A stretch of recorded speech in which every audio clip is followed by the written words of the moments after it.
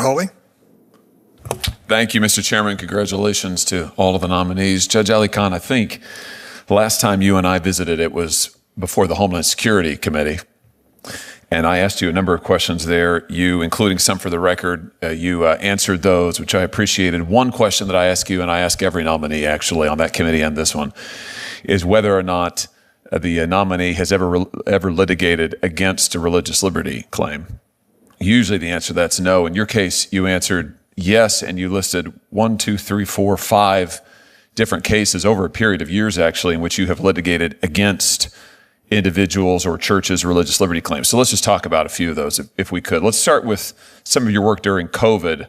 Case you list here, Capitol Hill Baptist Church versus Bowser. Do you remember that case?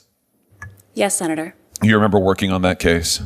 Yes, Senator. This was a case involving the district's lockdown policies that shut down churches in the district. Is that correct?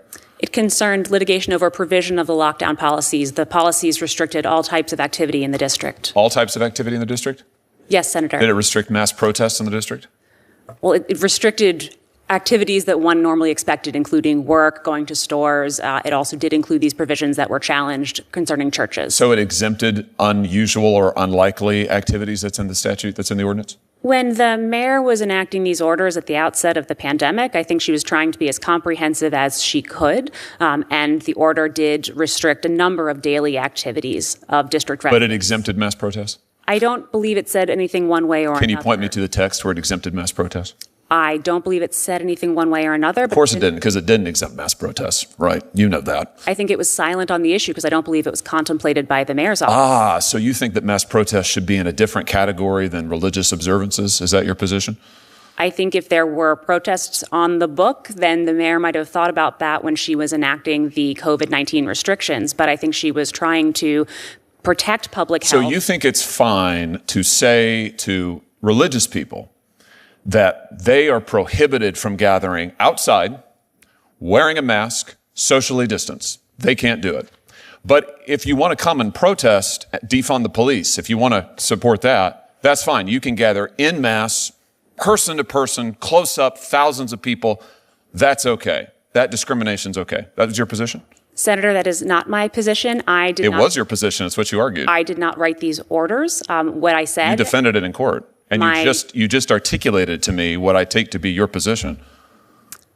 What I was doing in a Capitol Hill Baptist Church was defending the mayor, my client, against a constitutional challenge to one aspect of the COVID-19 restrictions.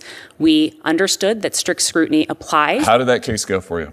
We lost that case. Why?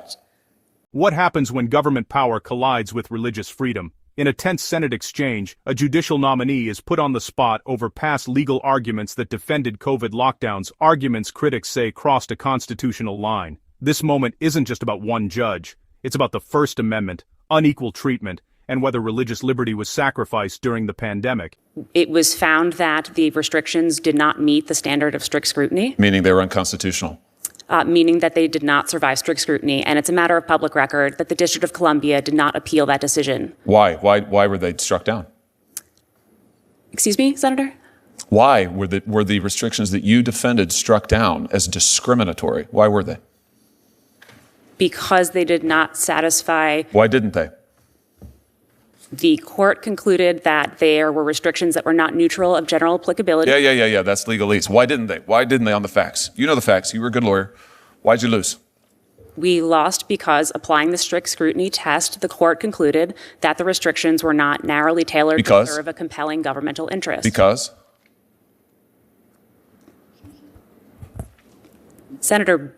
Oh, come on, Judge. Don't make me do this. Do you want me to go through it for you? You lost because Mayor Bowser was going to mass protests herself personally with thousands of people celebrating them. By the way, which is fine. We have the First Amendment in the United States. I want to be clear. That is totally fine. You want to protest? Go for it. I think that's totally fine. That wasn't the problem here.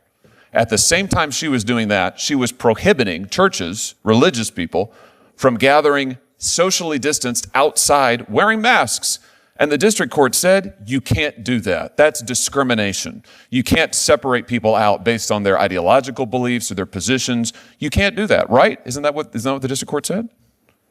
The district court said that do you agree with it? Could not survive strict scrutiny. For those reasons, right? Why are you fighting me on this? I can't figure this out. I am not fighting you, Senator. So yes, you agree. That's what the district court said. That was what the district court concluded. Do you think they got it right? The district court get it right? The district court, we did not appeal that decision. I think that district court decision is consistent with rulings that we got from the Supreme Court clarifying the application of the religious test to COVID-19 restrictions in Tandon and the Brooklyn Archdiocese. My time's almost expired, and I know other senators want to ask questions, so let me just very quickly here. Do you think it's wrong to discriminate on the basis of religious faith? Absolutely, Senator. Why did you argue that religious services, religious people pose a greater risk of infection than people gathered to argue for defunding the police? I was representing my client. The mayor and consulting epidemiologists had issued orders that she thought were going to protect public health. It was my role to defend those as a Why did you make that argument? That seems like a strange argument to me, that religious people are somehow, more infectious than folks who have other ideological positions? I don't get it. My understanding was the nature of singing and other things epidemiologists thought could transmit COVID at a higher rate. You didn't put any scientific evidence on the record for it? Senator, those were fast-moving cases, and they weren't going to full briefing and full summary judgment with a record. That's not what the district court said. The district court said that you engaged in, and your client engaged in, and you defended discrimination on the basis of religious belief, that you offered no scientific evidence for it, that you pressed these arguments over and over and over without any foundation.